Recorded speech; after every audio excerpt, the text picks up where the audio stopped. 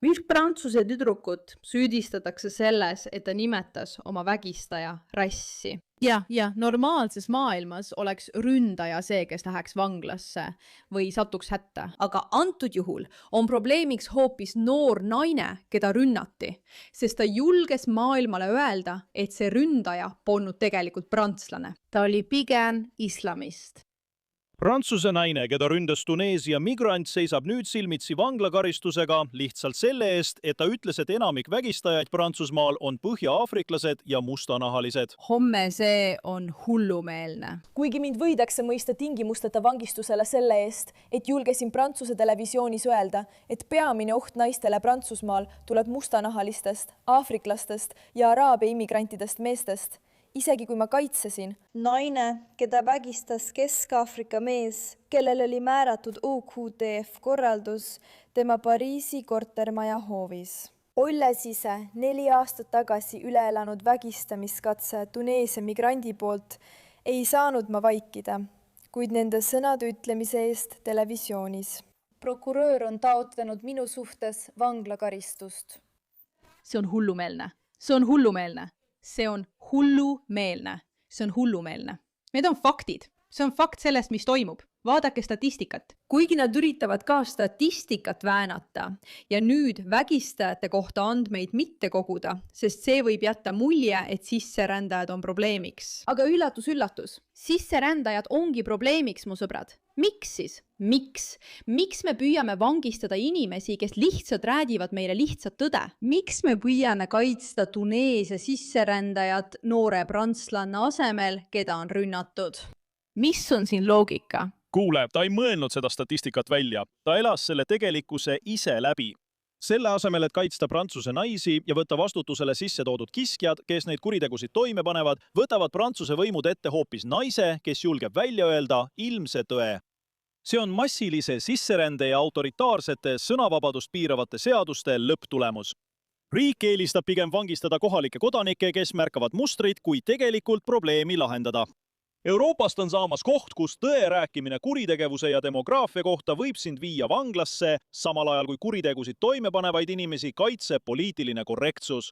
See on hullumeelne ja mina ei lepi sellega. Kui sa mõtled, miks Ühendkuningriik on täis ja allakäigul, siis just selliste lugude pärast. Lihtne ja selge. Prantsuse naine, keda ründas seksuaalselt tuneeslane, seisab nüüd silmitsi vanglakaristusega, sest hoiatas naisi sisseränderiskide eest. Hullumeelsus. Ohvreid karistatakse selle eest, et nad julgevad rääkida.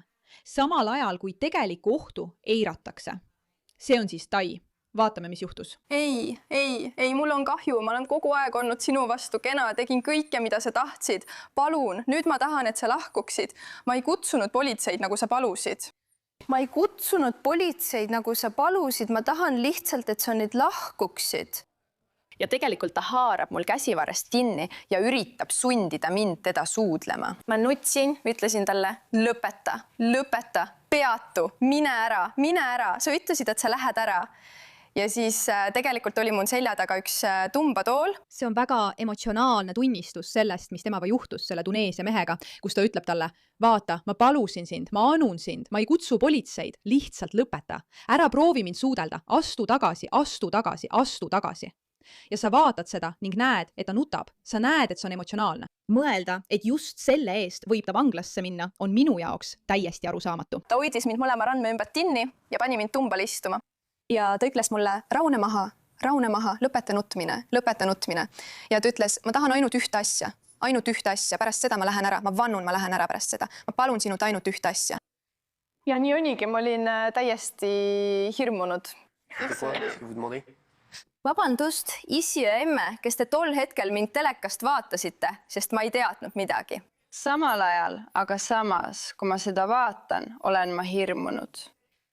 Ja siis ta ütleb mulle vahetult enne lahkumist. Lihtsalt. Nii et ta istub seal ja tema ütleb, ma tahan sinult ainult ühte asja. Ja siis jätan su rahule. Ja tema ütleb, ma tõesti ei taha seda. Tema ütleb, ma tahan, et sa mind imed. Lihtsalt ime mind. See on kõik. Siis jätan su rahule. Nüüd, see tüdruk, neile teist, kes ei saa prantsuse keelest aru ega pole suutnud lugeda, ütleb, ema ja isa, kui te seda vaatate, siis ma vabandan, see on nii kohutav info. Ta nutab selgelt, ta on emotsionaalne, ta jutustab seda sündmust uuesti. ta on nii uskumatult noor ja see mees palub temalt, lihtsalt ütleb, et lihtsalt ime mind ära ja siis ma võin minna. seal ma nutsin veel rohkem, mul oli tõesti väga hirm. Ja siis ma ütlesin talle, ei, mine ära, siis hakkasin nutma, ma tegin kõik, mida sa palusid, nüüd palun mine ära. Ja ma ei tea, ta nagu lasi mind enam-vähem lahti. Ma suutsin end püsti ajada. Vabandust, eemale minema. Ma avasin ukse. Ta väriseb. Sõna otseses mõttes, sa võid seda tüdrukut vaadata ja sa tead, et see juhtus, et see on päris lugu. Ta läks ära. Ma ei tea, kuidas ta suutis ära minna, sest ma olin kindel, et ta ei lähe ära. Ausalt öeldes oli ainult üks võimalus, et ta lahkub. Mul on kahju, aga ma olen kindel, et kõik ausad tüdrukud, kes puutuvad kokku reaalsusega ja kes tänast saadet vaatavad, teavad väga hästi, millist tüüpi meestest nad tänaval kardavad.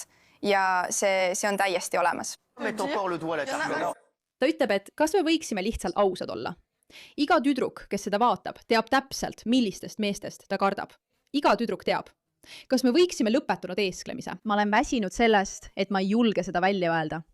Tegelikkus on see, et enamik tänavarünnakutest ja ahistamistest pannakse toime peamiselt sisserändajate päritolu inimeste poolt. Okei, seda ta ütlebki, ma tõlgin seda sinu jaoks. Midagi, mul on kahju. Ja ma ei saa sinna midagi parata, mul on kahju, et ma seda ütlesin. Minu Instagrami konto mind raporteeriti massiliselt. Minu Instagrami kontot raporteeriti massiliselt. See peatati, sest ma ütlesin seda, mida me kõik teame olevat tõsi. Et see ongi probleem. Tõepoolest, teete õigesti, et ütlete, et kui räägitakse teatud faktidest, siis feministlikud ühendused vaikivad täielikult. See on tõsi. Absoluutselt keegi ei avaldanud toetust peale nende, kes on pigem minu poliitilisel poolel, tuleb tunnistada. Nii et ta ütleb siin, et selle teema suhtes valitseb vaikus. Feministlikud organisatsioonid vaikivad ja ainsad, kes on tõesti aidanud, on inimesed minu poliitilisest leerist. Loeme selle uuesti läbi. Prantsuse taimetoitlasest aktivist Tai, kelle perekonnanime ma ei oska hääldada, kaebab edasi 6 kuu tingimisi vanglakaristuse ja 3000 euro suuruse trahvi, mis määrati talle kommentaaride eest, mis seostasid immigratsiooni ja naiste turvalisust. Prokuröri väitel kujutasid märkused endast viha kõhutamist. Selle juhtumi otsust oodatakse 18. juunil. See on tõesti uskumatu, et see tüdruk peab selle läbi tegema. Vaatame tema lõppsõna. Tere, kallid Euroopa ja Ameerika patrioodid. Mul on vaja teie abi. Homme võidakse mind mõista tingimusteta vangistusele. Selle eest, et julgesin Prantsuse televisioonis öelda, et peamine oht naistele Prantsusmaal tuleb mustanahalistest, Aafrika ja Araabia immigrantidest meestest. Kuigi ma kaitsesin naist, keda vägistas Kesk-Aafrika mees, kellel oli määratud väljasaatmiskohustus tema Pariisi kortermaja hoovis. Kuna ma ise pääsesin 4 aastat tagasi vägistamiskatsest, mille sooritas Tuneesia migrant, ei saanud ma vaikida, kuid nende sõnade ütlemise eest televisioonis. Minu vastu on taotletud vanglakaristust. Ta nimetas meie 2 lugu tühisteks juhtumiteks, mis ei õigusta minu vihkamist ega kõnet. Peale selle, et see lugu on lihtsalt hullumeelne, on see hullumeelne igast küljest. Veelgi olulisem on see aga meeldetuletus sellest, mida nad üritavad teha, et inimesed vaikiksid. Nad tahavad, et lood vaikitaks maha. Nad ei taha, et inimesed mõistaksid, kui kaugele nad on läinud. Ja kui ma ütlen nemad, siis ma mõtlen valitsuses olevaid inimesi, kes lubavad neil sisserändajatel massiliselt sisse tulla ega võta vastutust selle kahju ja hävingu eest, mida need inimesed, need ebaseaduslikud inimesed on nende riigi kodanikele põhjustanud. Ja see kehtib Prantsusmaa, Saksamaa, Ühendkuningriigi, Euroopa kohta. See on tõsi kõikjal. Nad ei taha vastutust võtta ja selle asemel, et öelda, et see on kohutav, teeme midagi nende Tuneesia migrantide suhtes, ütlevad nad hoopis, vaigistame selle tüdruku ja kasutame teda eeskujuna, et keegi teine ei julgeks sõna võtta. Ometi tegin ma vaid seda, et kirjeldasin tegelikkust, millest enamik prantslasi kardab rääkida just seetõttu, et õigussüsteem on võimeline neid süüdi mõistma selle eest, et nad kirjeldavad seda, mida nad oma silmaga näevad ja ise kogevad. See ongi see repressioon, millega Prantsusmaal tõtt rääkivad inimesed silmitsi seisavad. Kuid tänu teile on mul lootust enne homset otsust, mis tehakse homme teatavaks. Alles äile kõhklesin ma veel oma loo avaldamisega, mõeldes, et keegi ei pane seda tähele. Kuid nüüd on see levinud juba üle meie piiride. Ja tänu sellele meedia tähelepanule võib õigussüsteem enne ümber mõelda, kui üritab mind vangi saata meie ründajate asemel. Palun jagage seda sõnumit.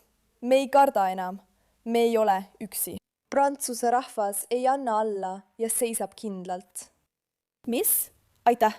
Milline ilus noor tüdruk julge sõnumiga öeldes. Ma tõusen püsti ja vajan teie abi. Lähme ja lõpetame selle hullumeelsuse, sest nad arvavad, et pääsevad sellest puhtalt, kuna nad on vait. ja sellepärast ma teen selle video, et see lugu välja tuua, et kõik te teaksite, mis nendes süsteemides toimub, et takistada inimestel jagamast tegelikku tõde sellest, mis toimub. Me ei lepi sellega. Me ei lepi sellega. Tema otsus kuulutatakse peagi välja. Loodame, et see on hea uudis. Ja kui see ei ole hea uudis, olgu see kõigile hoiatuskellaks selle kohta, mida õigussüsteem tegelikult üritab teha, et oma vigu varjata. Aitäh, et sellele teemale tähelepanu pöörasite.